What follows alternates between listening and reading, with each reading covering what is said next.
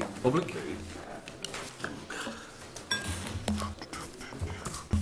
What's done here?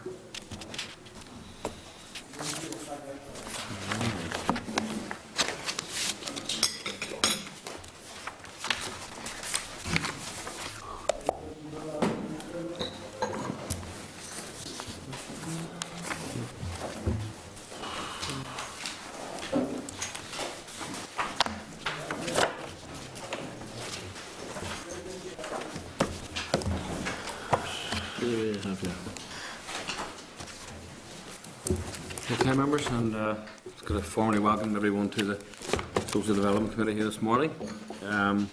Just go through the housekeeping. Just could remind members that in terms of how they use their electronic devices and so on, the protocols around that.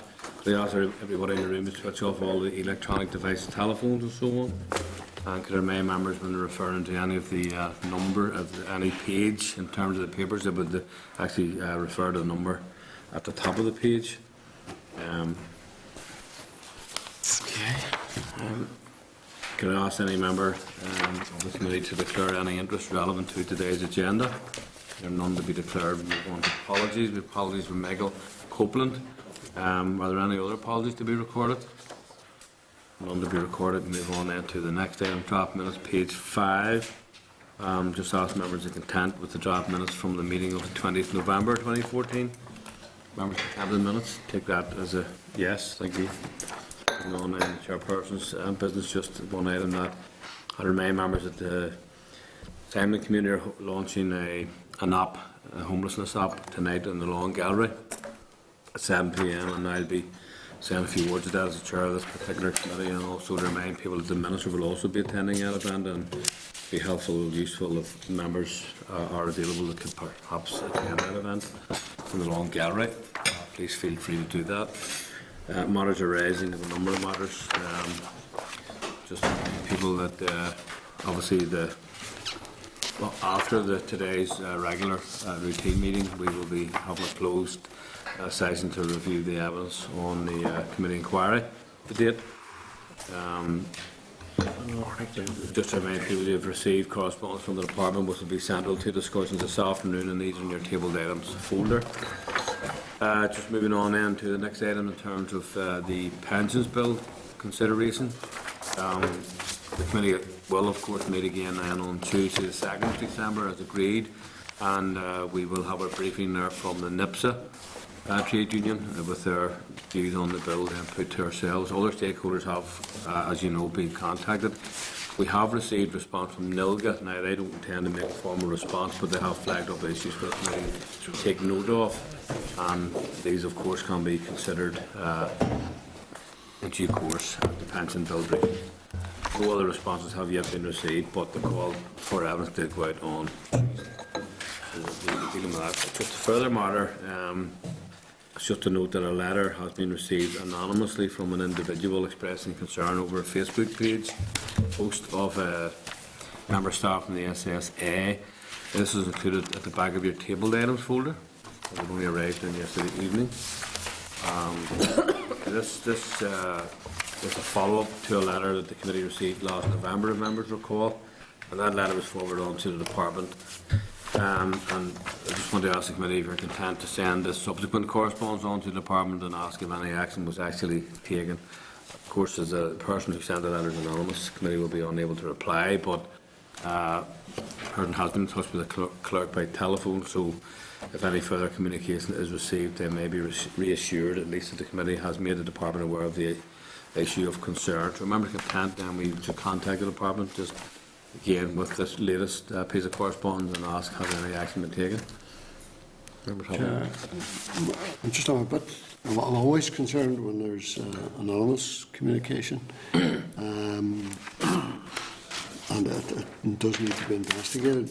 But I do think we should have some caution in terms of dealing with, especially on social media. And I think all of us have had some experience of that. I think we should just be extremely judicious in what we're doing. But this stage all we're doing is forwarding it on and asking the department has any action been taken. So I mean, beyond that, we haven't agreed to do anything. Laura, Chair, it's just, I mean, if that's on a person's private as opposed to something that was done during work time. I'm sure there's a policy for advising staff about social media. I don't think we're quite into censorship. I think there are protocols around these social media, so again, I think we're... But does the posting identify the person as a DSD official? Yeah. Social Security Agency officials. Chair, the screen grab itself doesn't, but the letter indicates that the person, I think, be careful about naming the person, but the letter obviously very clearly. Yes, the anonymous individual identifies the named person as a DSD official. Yes. But what they're complaining about doesn't identify them as a DSD official. That would appear to be the case. So it's their own personal knowledge that this person is a DSD official that has caused them then to take offence at what is being posted. I think that's correct. Where do you end up with that? Well, last November the committee did agree just to refer it on to the department, which we did, and we've now received a follow-up. So again, I think people do want to exercise caution because we do want to be following up on every single item, particularly if it's anonymous. But Well, I think, Chairman, we'll probably have to develop some sort of protocol for dealing with this, because we all know what social media can be like. And people do use the anonymity, or what they think is the anonymity of the keyboard, to say all sorts of things. And you can make all sorts of allegations about others. So I think, this person is now named in this screenshot. It's come before the committee. I think, we should look in the future about how we deal with it, and the way in which we bring the person's name to the forefront in doing so. I agree with that. Well, I mean, our members content that at least certainly we can write and advise the department that we've received this. And obviously, any action may well simply be just remind people of what their protocols are around social media, and obviously it should help to advise us how we might deal with such future correspondence if we get any. Okay, members, content with that. Okay, moving on to the next item then is the Social Housing Reform Programme, and this is in relation to the tenant participation strategy. And we have officials here to provide a departmental briefing. Can I formally welcome Jim Wilkinson, Paul Price and Shane Clemens here this morning to the committee. Pardon me. And just to advise members that a copy of the draft consultation document is included on page 14 of your pack. And obviously the committee, the department officials are here today really to hear the committee's views on the consultation paper and to seek the committee's approval, if you like, to proceed to the consultation. So obviously this is an important opportunity for members here to provide any comments that feel relevant to the department in respect of the consultation paper.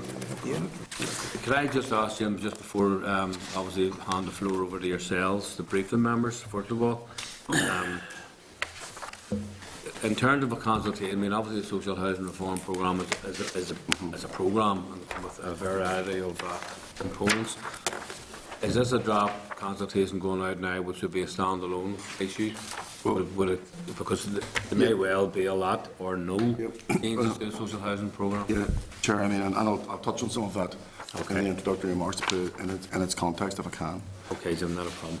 All right, so you just want to go ahead and Jim and your colleagues to... Thank you, Chair and members, for the opportunity to brief the committee on the draft consultation paper, Tenant Participation Strategy for Northern Ireland 2015 to 2020.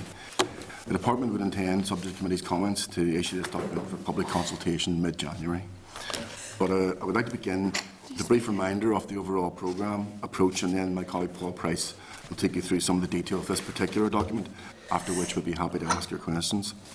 The scope of the Social Housing Reform Programme, as the Chair has noted, is wide, and the mandate from the Executive was to explore the potential for reforms of housing structure with a view to securing consensus on the way forward. The Committee will recall the briefing officials provided in February, which detailed the initial analysis undertaken and also identified further work on the development of options for change that will be undertaken in Phase 2 of the programme. The programme has taken this work forward in two streams, effectively. The first is potential structural reform of social housing sector, looking particularly at the Northern Ireland Housing Executive, including its landlord functions, management of NIHE properties and its regional functions, strategic roles covering housing in Northern Ireland, whether private or social, but also the roles and functions of the department. So we're encompassing all those areas in the structural bit. And the aim of that side is to produce an analysis of the current structures and assess options for improvement if they exist, which will be assessed against key criteria. And we'll be engaging the committee on this work shortly. We've already had some talk on this work, primarily around investment requirements, but we'll be coming back on what options we might want to assess any future structures against. And the second stream of work, we sort of call policy reform, but it's really about the policies that are around the social housing system, the policies the social housing system operate in. And in particular, we're looking at rent, which happens whether or not the structures change, tenant participation, local government engagement, and the regulation and inspection of social housing. So this paper, in that context, is set as one element of that work stream. Our intention is that we would preface all consultations, put them as part of a bigger piece, but eventually the consultations, as we get them ready, will combine to be a package by the end of the year, showing everything. The reform programme's vision is to establish housing structures that support the provision of social and affordable homes in thriving communities where people are proud to live. To support this vision, the programme has the following aims: improve housing structures, making the system financially sustainable for tenants in the Northern Ireland Executive, ensure the delivery of well-maintained housing stock and increased investment in social housing more generally, improve focus on strategy and regional delivery, and create space and freedom for social landlords to play a proactive role in the communities where they live. I think the committee was happy to endorse all that vision and aims. It's perhaps the more complicated work is how we deliver those. Of the programme is about developing options and policy proposals for both strands of work, and there'll be a series of important consultations over the next year. And our intention is to have all that consultation, proposals and work with the committee certainly before the summer. So we'll have got all the papers and pieces together. The document before you today is the first in a series, and it's entitled The Tenant Participation Strategy for Northern Ireland. It is DSD's draft strategy for the development of tenant participation in the delivery of social housing. As well as the tenant participation strategy with you today, we'll also bring forward proposals on a number of other areas. Social housing rent policy for Northern Ireland, and we briefed the committee recently on some of the issues that we'd have to explore in developing that. A new regulatory framework, which will consider the development of a new regulatory framework by which housing associations and social housing providers can be assessed and assurance provided to government and tenants and other stakeholders of the level to which landlords are delivering their services. Proposals for how housing should engage with local government, in particular to the ever-changing face of local government and its own new structures. And also proposals for the future structures for the delivery of social housing. And this final, actually most complex piece of the programme's work will develop proposals for structures to deliver social housing into the future.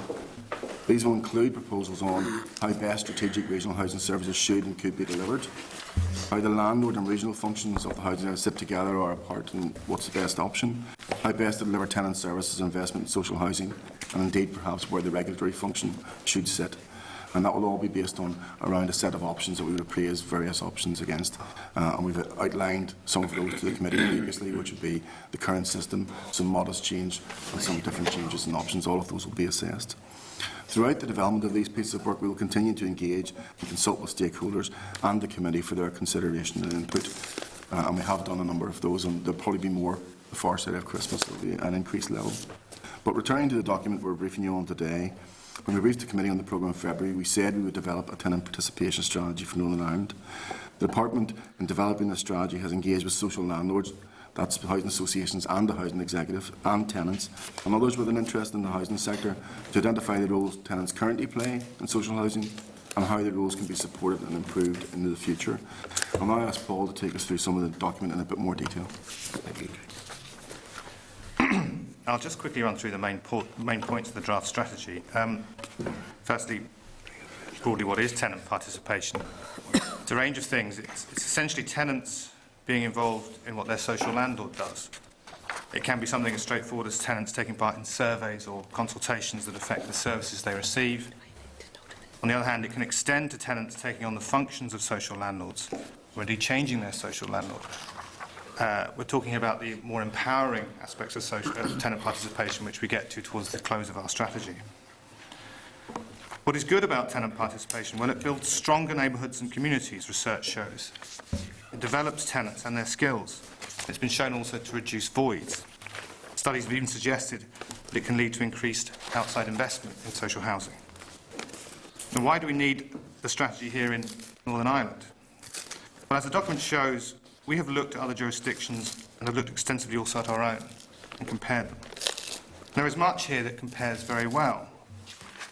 The Housing Executive has a well-developed tenant engagement process with local and central scrutiny panels, an ongoing consultation with tenants on a number of fronts.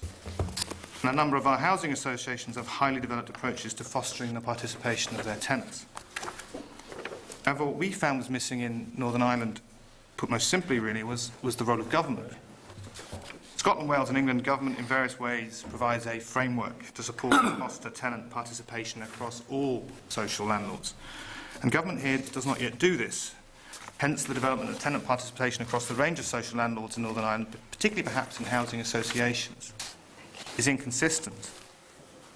This draft strategy is needed, therefore, we think, in order to address this. And the measures it proposes to provide the overarching framework for tenant participation, to provide the role of government, are informed by the approaches that other jurisdictions have taken. The strategy proposes a number of measures, and they're summarised in the table towards the end of the document. But there are four main things. I'm just going to quickly run through the four main areas of proposals that it brings forward. First, it sets out the role of social landlords in developing tenant participation. It requires social landlords to develop and operate a strategy for developing the participation of their tenants. And it advises landlords of 10 key principles for good tenant participation, including things like mutual trust, sharing of information, open and transparent decision-making processes, and the recognition by social landlords of the need for support and training of their tenants if true participation is to evolve. It advises the importance of developing a range of tenant participation options. Our document provides extensive guidance for social landlords on the strategy they should develop. More will come. But all of this draws on research, our work with stakeholders, and best practice elsewhere. That's the first thing. Second thing, the draft strategy explains how DSD will regulate social landlords' fulfilment of that role by the introduction of a tenant participation standard into the social housing regulatory framework. So landlords will be assessed and inspected to make sure they are in line with this standard. And this will help us make sure the strategy is biting and working. The third thing, the draft strategy considers how we may more consistently provide support, particularly independent, tenant-focused support for tenant participation. In our considerations of other jurisdictions, we were struck by the role performed by something called the Tenant Participation Advisory Service, which operates in England, Scotland and Wales. Now, these services, along with a number of other organisations, provide a range of support services for tenants and tenant groups to improve the level of tenant engagement and participation across other jurisdictions. Northern Ireland has supporting communities Northern Ireland. However, funded by the Housing Executive, this does not yet provide to housing associations tenants the support enjoyed by their counterparts in other jurisdictions. Accordingly, the draft strategy commits DSD to exploring the development of independent tenant support. The fourth thing the strategy provides, that DSD will, at the appropriate point in implementation of the strategy, bring forward proposals to introduce into Northern Ireland measures that are advancing the empowerment of tenants in England and Wales. The right to manage, the right to transfer, and an equivalent to the Community Cashback Initiative. To explain what these are, under the right to manage, local authority tenants in England and Wales have, subject to qualifying criteria being met, they have a legal right to take over the housing management services of their homes from their landlord. Under the right to transfer, local authority tenants in England and Wales also have a legal right to group together to request the transfer of ownership and management of their homes from that local authority to another registered housing provider. If they present a case, there is an obligation upon the local authority to accede to the request. Under the Community Cashback Scheme, tenants or other residents using management and maintenance services from a social landlord can reach an agreement with their landlord to provide part of the services themselves. The landlord pays the residents group what it would otherwise cost to run the service through staff or contractors, and if residents make savings, they can retain those savings to use for community purposes. So these four things, these four categories of proposals, the role of social landlords, regulation, the development of independent tenant support, and proposals, a commitment to explore proposals for the empowerment of Northern Ireland tenants. These are the main elements of the draft strategy. We plan to take this strategy to consultation in the middle of January 2015. And due to this particular subject matter, we are developing plans to engage as widely as possible with tenants themselves in order to get their views. Subject to the responses and further exploration, the Department will provide briefing to the Committee on the findings of this consultation, of course, and present recommendations for future policy development. Okay, Paul, thank you. Can I just ask 2 points before bringing in the first members? You mentioned there, Paul, about a group of residents or tenants being able to go and put a proposal to the authority to say we want to move to the ownership of another authority. Did I get that right? So how would that impact on, like, say, for example, a housing association here would have a business case, would have a financial model which might relate to the number of tenants that they have? Are you suggesting that you could change that? I'm just wondering how might that stack up? I mean, this is something we need to explore, but the model in England and Wales is that local authority tenants have the right to transfer and not tenants in housing associations, precisely because of the difficulty there may be in extending such a right to those to housing association tenants. But it's something we have to look at. Okay, and the second wee point I just wanted to make was a notice in your, it's in page 23 actually, where you talk about the 3 ways for tenants to participate, and you describe a residence forum, and armchair panels and housing management committee, so on. I just thought armchair panels, it's like a negative connotation now, because when we talk about armchair generals and armchair this, that and the other thing, it's really like a slap down of them, you know. Oh, we could look at the presentation of the option. Wondering, because it actually maybe demeans the person sitting, if he doesn't want to be involved in the committee. Well, if it does, if it has that impression, we need to look at the language. The important thing is that We're all very sensitive to how words are interpreted. Your case is a rat chair. So, we do kind of tend to refer to people as armchair this, that, and the other thing. Put down, I think. So I'm just drawing that to your attention. Point taken. Dolores? Chair, could I just declare an interest as owning a single property? That's just to have an interest declared. But Chair, in relation to the proposals, can I ask a couple of questions? One is how or what impact does this have on homes in multiple occupancy, if any? And when and what are the links with supporting people, particularly for the, for vulnerable people in accommodation that's owned by housing associations, for example, or other charitable institutions? And I understand from speaking to Bryson that there's a number of tenants in the private sector who have put in grants for the Warm Home Scheme, but the landlords haven't allowed them to apply. In some cases it might be because they haven't declared their ownership of the property on tax returns, for example, but that's not the case in all. So if a person is dissatisfied with their housing condition, and I'm sure we've all sent councils, environmental health, to get a place declared as unfit for living so we can get the landlord to do something. So are there any ways in which to improve and to ensure greater integrity, if you like, around having homes that are actually fit to be living in? Well, I mean, I think I should clarify this. I know it's about tenants, but I mean, those are the sort of tenant concerns. participation strategy specifically refers to social Yeah. housing tenants. I mean, the committee will be aware. We'll be bringing forward, we've committed to bring forward before the end of this financial year, proposals for a fundamental review of the private rented sector. As you know, the housing strategy sort of has 3 strands. It has a strand about what we do about home ownership and how we can improve it, and it's about affordable homes and mixed tenure and developer contributions, which you're going to be hearing about shortly. Then we have a strand about social housing and how we improve standards there from new build. And we've also a strand on the private rented sector and what we're doing on it. So, to answer your questions, firstly, in support of people within social housing, of which we know there's an awful lot in the housing association sector, obviously any tenant participation strategy has to be very sensitive to make sure you're able to take the views of those most vulnerable groups. And a lot of our supporting people, floating support, is specifically there to try and, if you like, lobby on behalf of and articulate the needs of that particular grouping. And I said as the second element in terms of private sector, or if it's private sector HMOs you were talking about specifically, there is a review of the HMO legislation and standard, and we're looking in particular at the whole issue of the private rented sector, trying to make sure that we can show the standards in that area are there. So, this is about social tenants from general needs through to supported. Obviously, any strategy will have to be particularly sensitive to working for those groups of social tenants who are in supported living accommodation. But, sorry, Chair, I'm just not clear. I mean, are we saying this strategy is solely for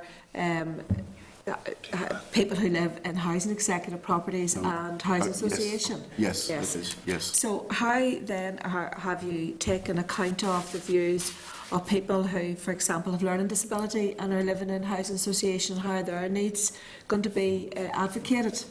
Yes. And how is this strategy going to be explained to them? As part of the pre-consultation on this piece of work, we have been out with the Disability Forum, and we've been discussing the needs of a range of tenants with a range of disabilities.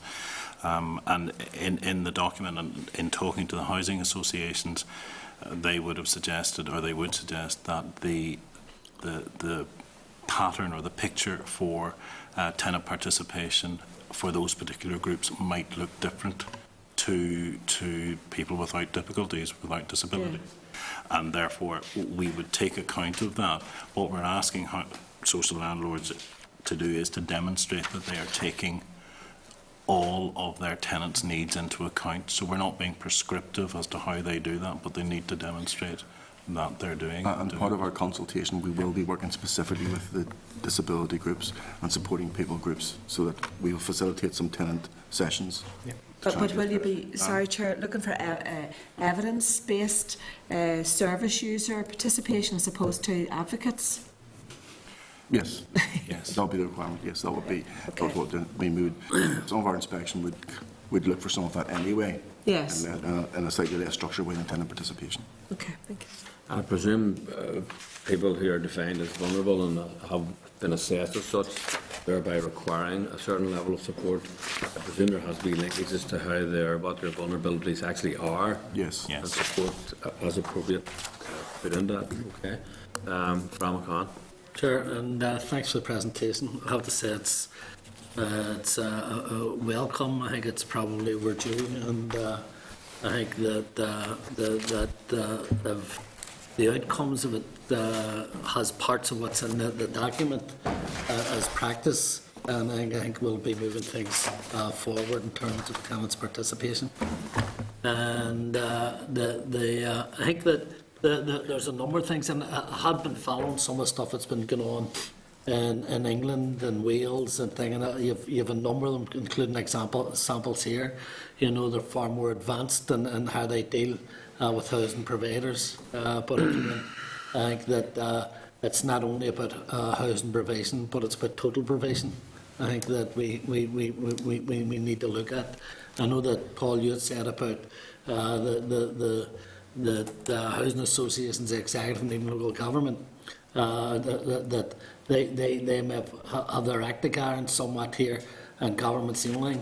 That's not actually true, and the fact that most housing associations play total lip service to the role of their tenants and the ability of their tenants to participate in any meaningful way in the future of their states and the future of housing. So if it's starting to tackle all like that, also the inclusion of social enterprise and how that impacts on it, and how tenants can have full participation in that, so it can only but be a useful mechanism to go through. And I understand where Dolores is coming from, but I take it, and what Jim was talking about is that when you start to pull the strings of the strategy together, you will have an overlapping and interconnecting.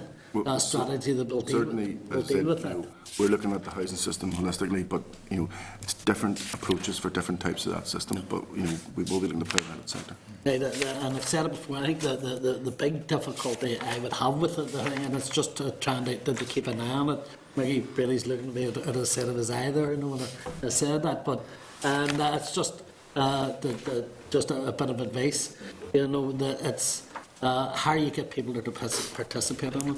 How wide you throw the net. In consultations, you end up with the usual suspects. And if you look at the back of who participated in it, it's always the same names and all the thing. And you have an opportunity here to bring out the wider network of residents, community associations, and bring them into the thing.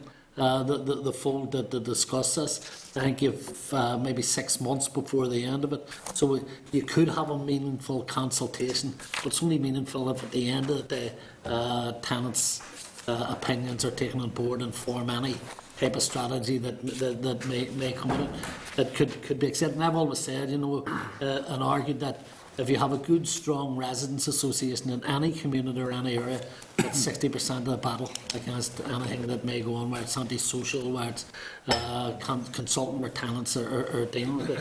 So obviously I welcome and look forward to not only participating in it, but also encouraging people in the community I represent to fully participate in it also.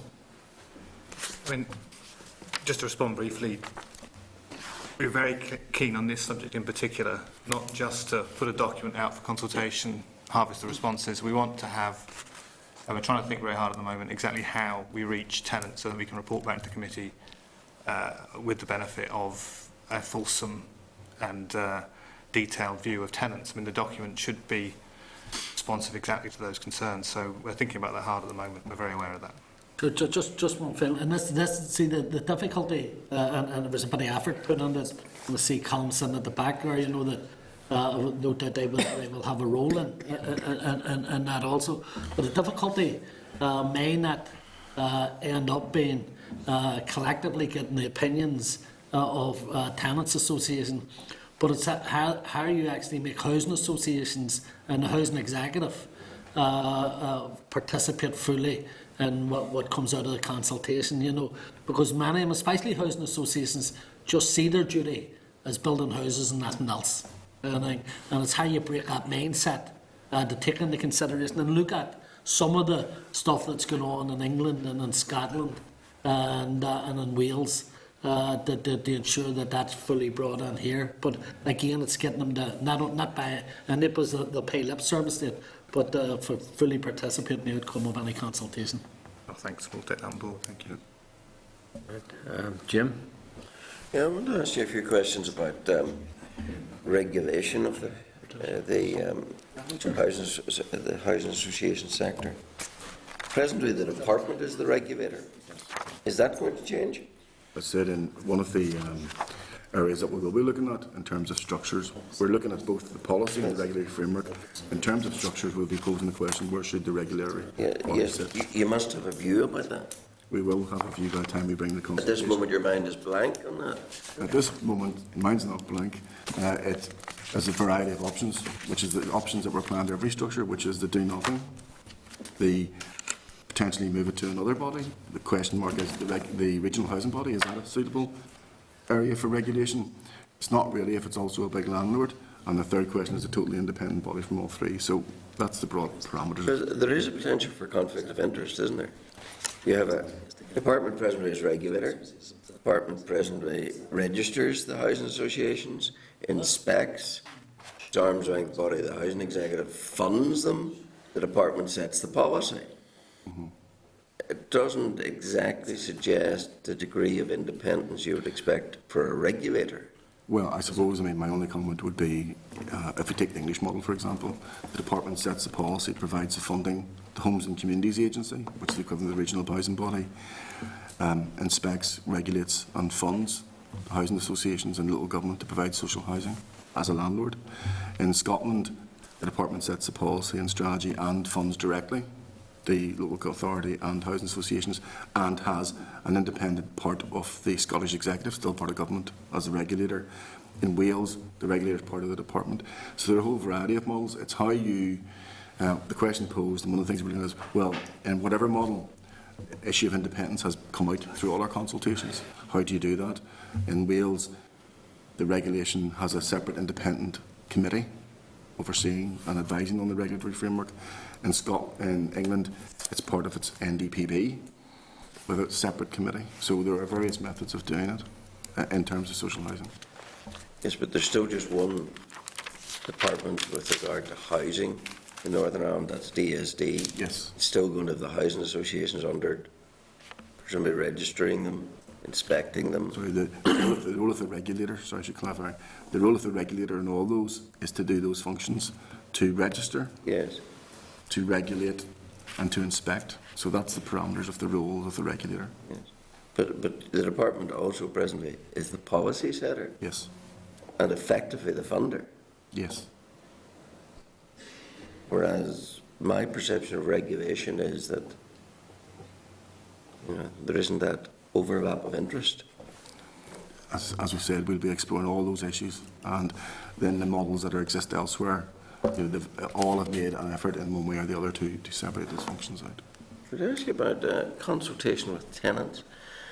When housing associations wish to merge, and there's been quite a pattern of that, it's a complaint sometimes from their tenants that is presented to them as a fait accompli, and really there isn't a proper consultation with them at all. And there certainly isn't a ballot. What role do you see for ballots? It depends on the constitution of the housing association. Some housing associations are It depends constituted if the department require the constitutions to require ballots. on mergers at the moment. The regulatory framework doesn't require that. Yes. It doesn't. I think it may require it in Scotland, but it doesn't here or in England or Wales. Are you looking at that here?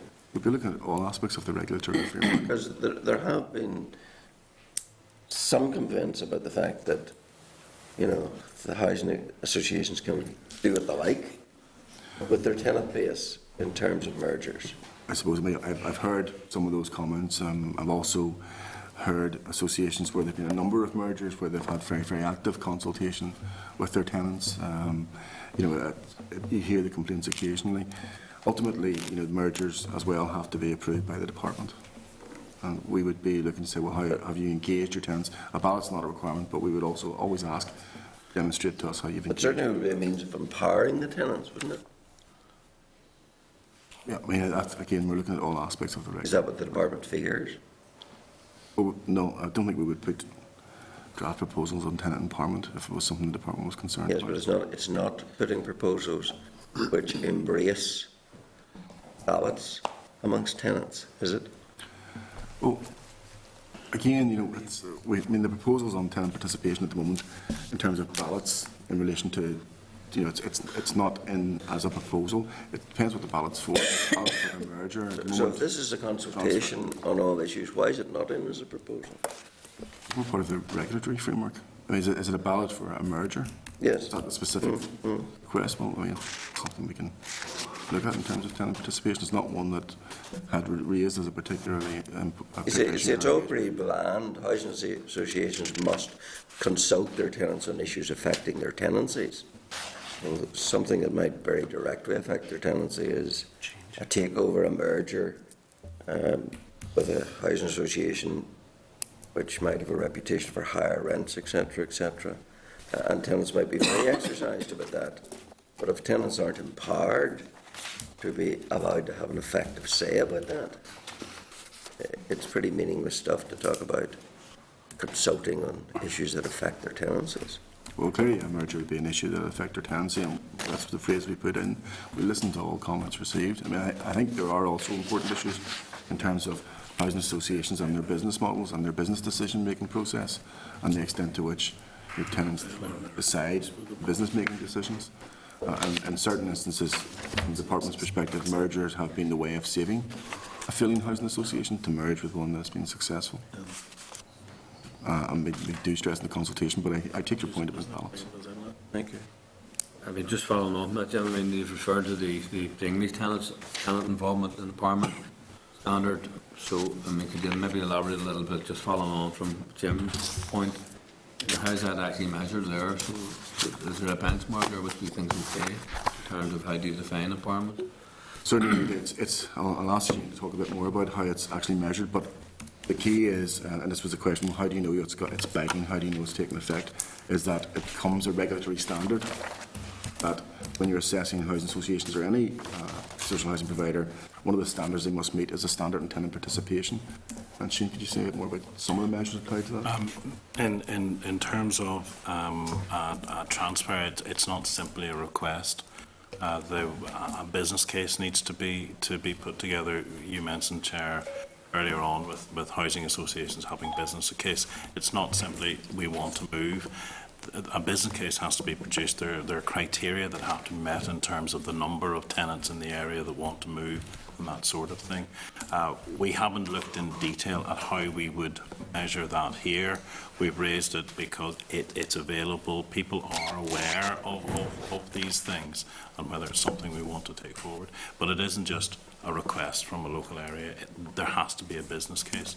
And TPAS that Paul mentioned, the tenant advisory group, they will support tenants in working through putting together business cases, in moving that forward. If that's the ambition of a group of tenants, TPAS will support them in doing that. But it has to be both right to transfer and right to manage have to be supported by business cases, viable business cases. Okay, Mickey Brady.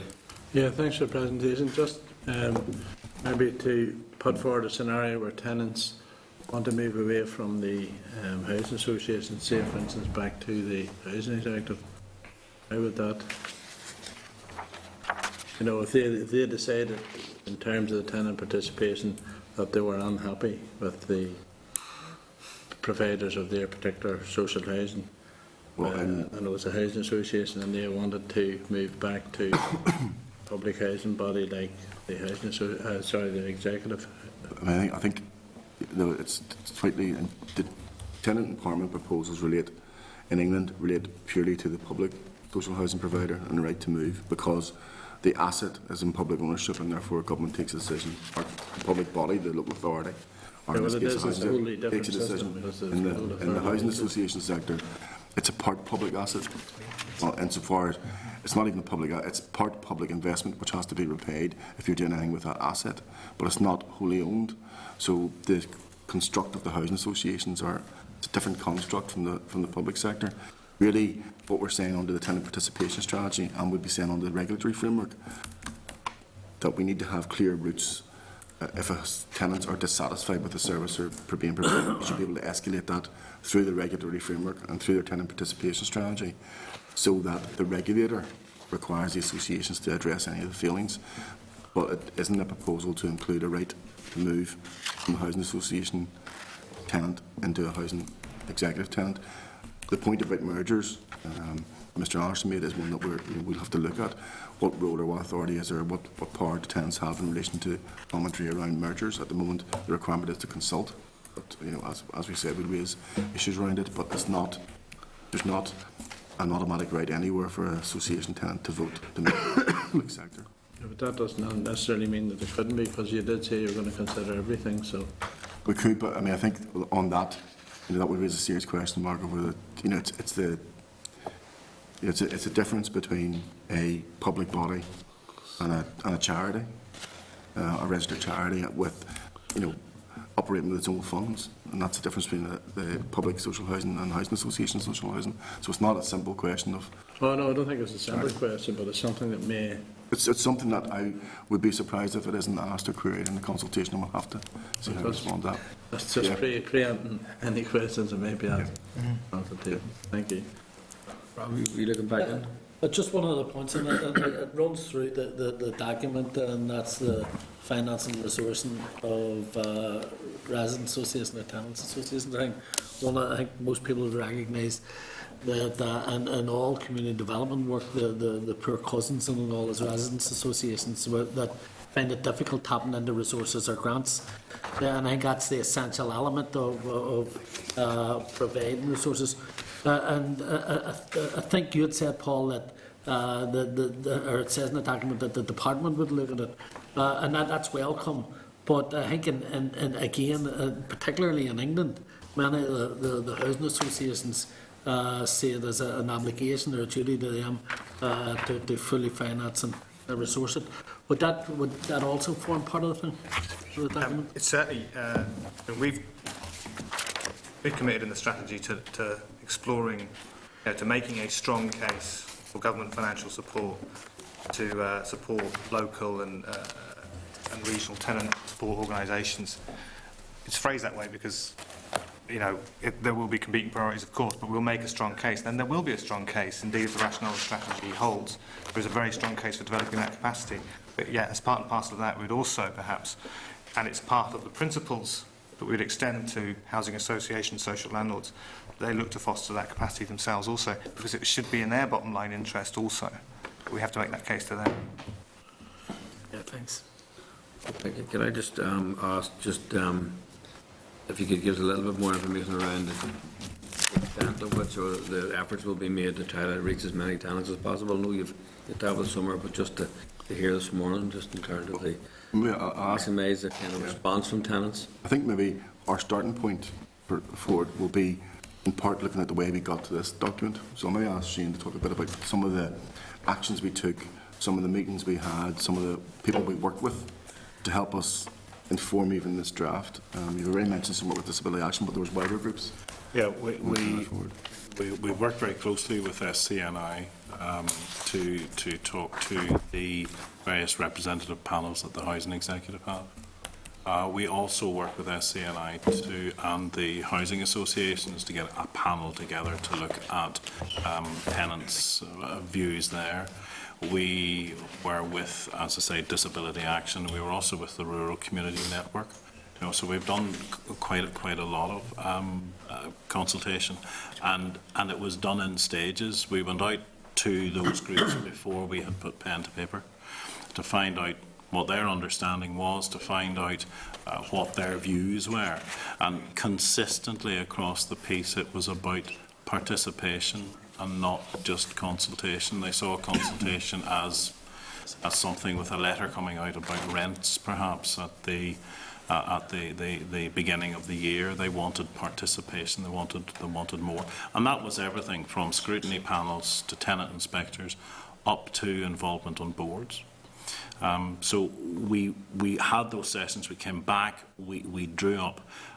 Tried to pull all of that information into a framework, then went back out to the same groups again to discuss what conclusions we'd come to, where we thought this was going, and to get their approval of that. And I have to say that SCNI were extremely helpful in facilitating that. And they've invited us back on the 5th of March. They are having a large conference with tenants and housing association tenants, so it would be NIHE tenants and housing association tenants, and they've asked us to come back. At that stage this will have been published, it will be out in consultation hopefully, so we'll be going back to them to discuss the document itself further. And two things strike us for this consultation. One is that we have to be available to go out as required, as well as we have to put sessions in place and facilitate attendance at those sessions. So we know there's a cost to people to come to these sessions. We'll do all we can to facilitate and help that. So we're very conscious that we envisage being a number of events and in local areas and at convenient times to talk to tenants, and we also envisage facilitating tenants to come to those events. So that's the broad approach we'll be taking. Okay, thank you, gentlemen, for that.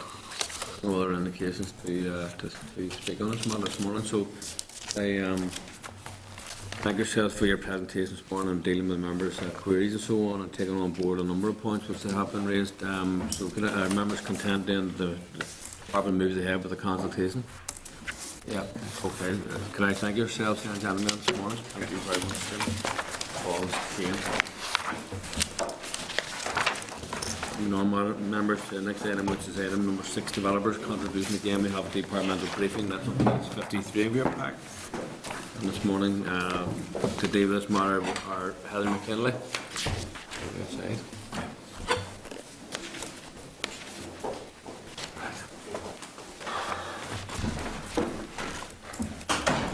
Okay, so I formally then welcome Heather McKinley, Stephen Martin and John McCord to the committee this morning to deal with this matter of developer contributions, so on. There's a copy of the departmental briefing and the summary of responses to the consultation, page 53 of your pack members.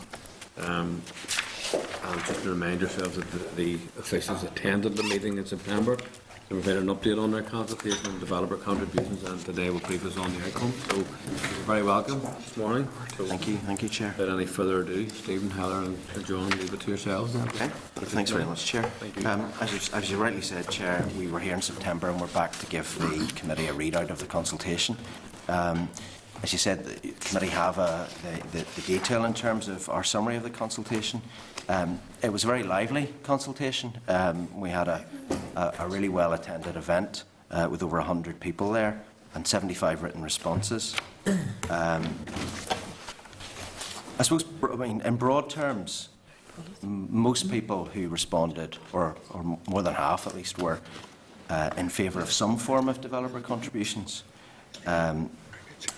for affordable and social housing, but there were differences of view in terms of how they should be introduced and when they should be introduced.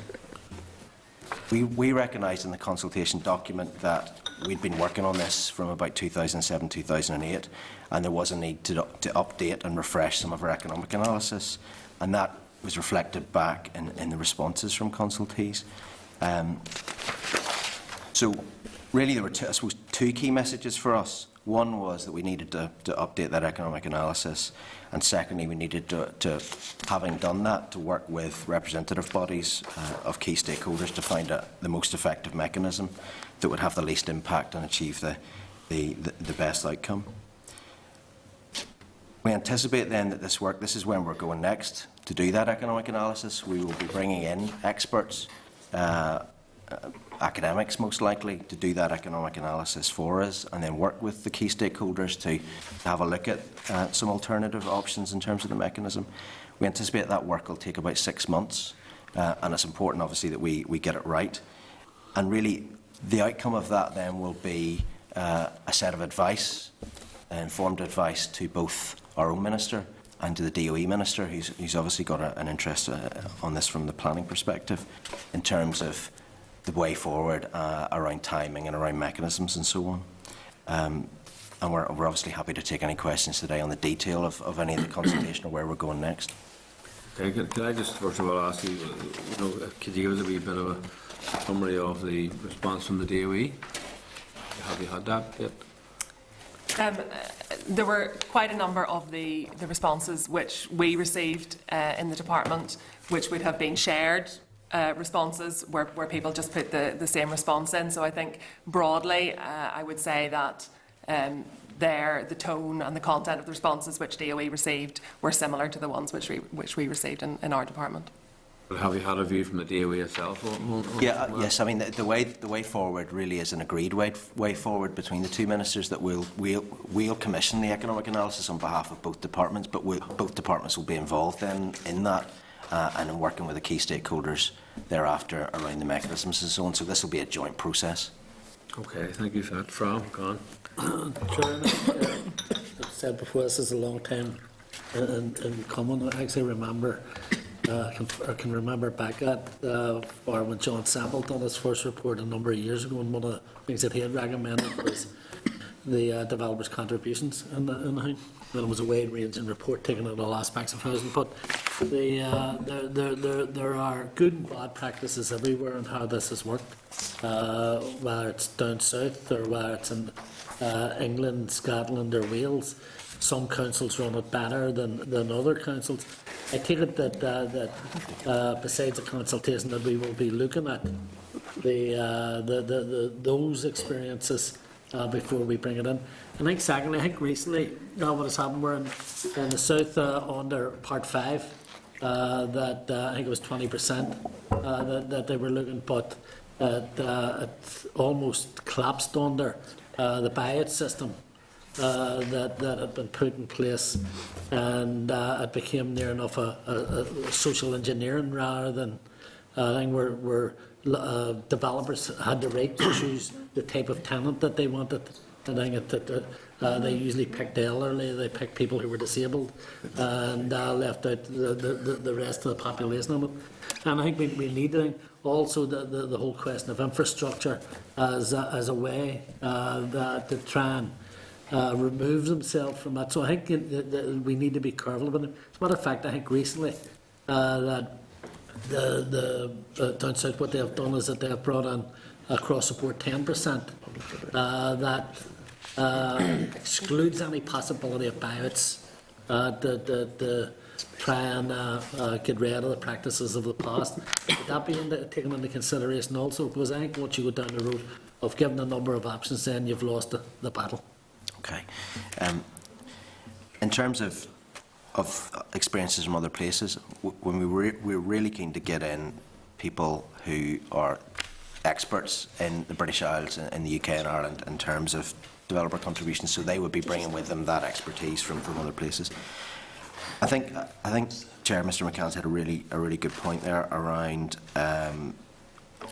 one of the key purposes. I think when we were here in September, we were quite clear that the department is very keen to make sure that developer contributions delivers genuine mixed tenure. So a scheme that is purely focused on a commuted sum wouldn't necessarily be helpful, but actually achieving a proper balanced communities and mixed tenure is a key policy aim.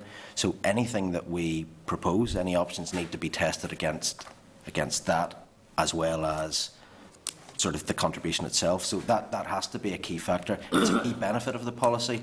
So if we lose that as a benefit, then we undermine the policy. So it's something that's very much at the forefront of our thoughts and our analysis going forward. Okay, Fran. Gregory?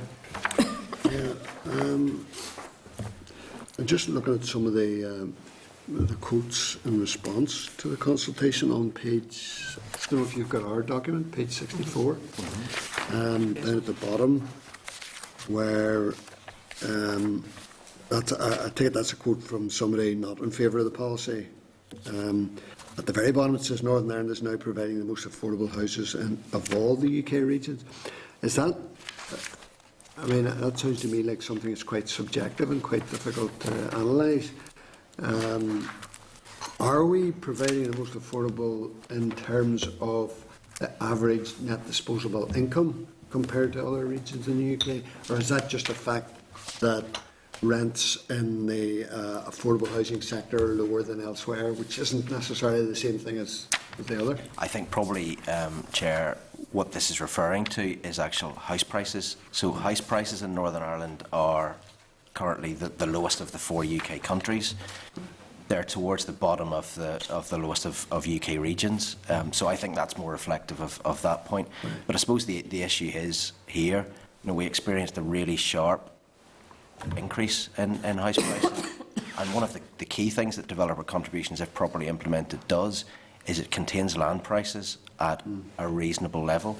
So, a useful byproduct of it is it stops that spike. I mean, development land in Northern Ireland went absolutely crazy during the kind of 2006-07 period. Developer contributions would stop that. But I think that particular comment is just purely focused on Northern Ireland house prices, nothing else. The other issue is the level at which developers' contributions would be set. In terms of those who are opposed, there seems to be sort of a trend about timing and the effect it might have on new starts, etc. But if you were trying to categorise the various degrees of antipathy towards the proposal, are those who are just dead set against it, and then those who are not opposed to it but think that the housing sector in the current climate simply couldn't sustain it? Would that be a fair reflection of those who are opposed? I think I would say that the majority of respondents accepted it in principle, yes, but their reservation was around the timing of the implementation and around the exact detail of the model.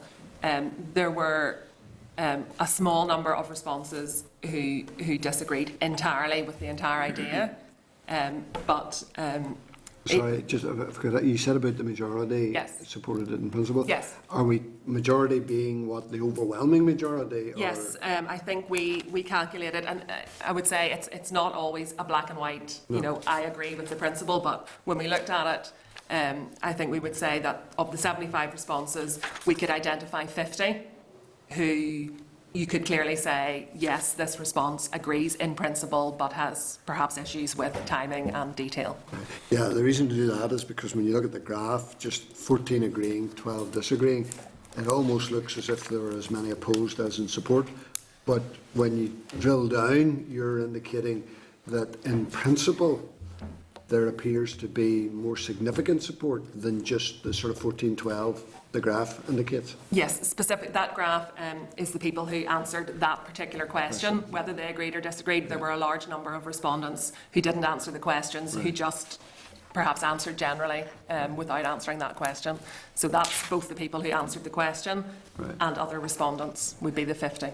And I just haven't had an opportunity to go further in, but did you then drill down further to indicate that the degree of support that either increases or tailors off depending on what the level of developers' contributions would be? Was there a differential in responses in terms of what it might be, what the contributions might be? I think there was more of a. They were willing to go as far as to express support in principle, but beyond that, they were keen to see more in-depth, tailored to Northern Ireland economic research before there would be commitment really either way to a level or to a model. And it's worth adding, Chair, just the representative bodies like the Construction Employers Federation have been telling us, because we've had additional meetings with them, that in principle they support it, but the issue is around timing and the detail, the options. So I think broadly the development industry broadly supports this. Some individual developers don't, but broadly as an industry, they're supportive in principle, but there's the practicalities that seems It's just it's been about for a long time, as somebody else has said, and I was just trying to get to the point, are we sort of over the hump of major resistance to the concept? And it appears from what you're saying that by and large we are, and it's now into what might the level be? Yes. Okay, Dolores? Thank you, Chair. Just a brief question. In terms of the makeup of your review panel, will you be able to share the terms of reference with us? And will you also you mentioned economic experts in terms of economic analysis, but will you be taking any advice from the other end of the spectrum, if you like, some of the stakeholders who are the construction industry itself and the Housing Rights Service, for example, and perhaps the Rural Community Network, just to get a flavour across the board? Yes, I mean, the experts will bring us an independent, objective view based on their expertise and applying the economic analysis to the particular situation. But yes, then the second stage is to work with stakeholders, particularly, I suppose, because they're the kind of key implementers. The development industry is key, but yes, we would be involving other stakeholders as well in that process. So yeah, people will have an opportunity. Thank you. Chair. Okay, right, Dolores, thank you. Stuart? Thank you, Chair. Thank you for bringing back the information. So, can I just ask, in terms of advancing policy and moving this issue forward, what contribution will this make to the Together Building United community and also sharing and integration in terms of housing? Yeah, it's an interesting one. Mixed tenure development. There was some evidence from the census that mixed tenure development, or areas that are more mixed in tenure, tend to be more shared. So I think we're down now to 37% of wards in Northern Ireland that aren't shared in some way. So where there's a preponderance of social housing, there tends to be segregation. Where there's a mix of social, private, rent and owner-occupied, there tends to be more integration. So I think by its nature, mixed tenure development tends to promote sharing, although that's not the explicit aim, but it tends to do that. So I suppose if there's more mixed tenure development, it encourages that kind of socio-economic sharing, but also between different communities living side by side. But if we were to be genuinely trying to build that united community, should that not be a clear objective within this policy? I mean, it's certainly something that we can consider as part of the next stage. I mean, it hasn't been an explicit objective to date, but you know, it's something that we can look at. There are other mechanisms that we're also looking at, and I think there's a broader conversation perhaps around mixed tenure development. And John is actually leading on a piece of work where we're trying to test some, starting to create some mixed tenure communities as part of a regeneration mix with a particular focus on Together Building United Community. But it hasn't to date been a part of the policy, but we'll certainly reflect on whether it can become one. Can I encourage you to do that? Thank you. Okay, thank you. Jim? On the issue of 5 units being the threshold, those who declared an opinion, the majority disagreed with that. Can you give us any insight into the type of consultee who was taking issue with that? I think, as you can see there, in particular, the development community were not comfortable with 5. They pointed in particular to the fact that the trend within house building in Northern Ireland is for smaller developments. Yes. So already that would exclude a significant amount of developments from being eligible for a contribution. And they also felt that by setting the limit at 5, that we would then skew the housing market, that there would be a proliferation of smaller developments in order to avoid contribution. Were they saying it should be higher or lower? Higher.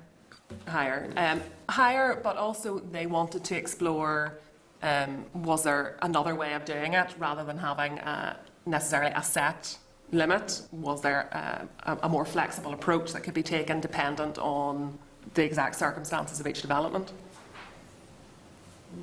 And on the 15% issue, we had a discussion in September about the fact that some land has been banked at very high prices, and some of it has been passed on at very low prices. And this whole conundrum of how then you apply the 15%, are we any the wiser about that? I mean, that's something that we'll factor into the economic analysis. Our proposal involved an economic viability test. So if, taking into account the land and the development costs and the sale price, the developer could make a 15% profit based on all of that, then there would be a contribution. That was our proposal. I guess we're going back now to look at the options again, but certainly that was part of our calculation. The land costs would have been included in the economic viability test. Which means that for 2 pieces of land sitting side by side, one might qualify by virtue of the fact it was bought cheaper than another piece which was bought higher. Yes. Yes. Which might encourage a priority as to when developments are implemented. Could this become an obstacle to development? Yes, I suppose one of the key things that we want to do in the economic analysis is to make sure that we're not creating unintended consequences, because with any policy, you know, there's a policy intent, and sometimes you can, by the way it's implemented, create unintended consequences. So I guess that's one of the additional reasons why we want to pause and make sure that whatever option we come up with addresses what we see to be the benefits of the policy, or the core benefits of the policy, and that we're not creating those kind of unintended consequences. So it's something that we're going to be revisiting. Anyway, what sort of time frame are we working on here?